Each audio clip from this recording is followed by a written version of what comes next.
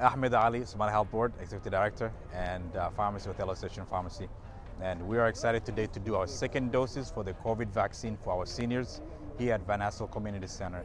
The most exciting thing is to see people fully vaccinated today. We've been doing this is our seventh, actually eighth pop-up clinic to make sure our communities are safe and protected. Today, it's primarily second doses, people who got the first dose 28 days ago.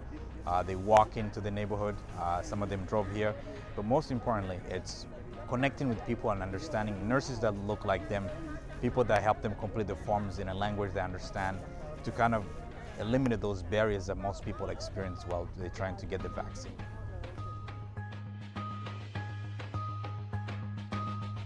Hi everyone, I'm Tammy Morales, Seattle City Council member representing South Seattle. I'm here at Van Assel Community Center, and I just want to thank the Somali Health Board for the vaccination clinic that they have organized today. It's so important that we are making sure that our communities of color get access to the vaccine and that we are keeping our vulnerable folks, our seniors, and our community healthy and safe. And I just want to say thank you again to all the folks who are coming out to get their vaccine, and to the Somali Health Board for making sure that this happens.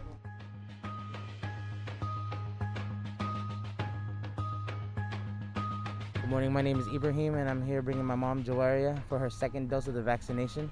And we just want to thank the organization for allowing us the opportunity to get this vaccination in our community. And we look forward to what the community has to offer and what this organization has to offer.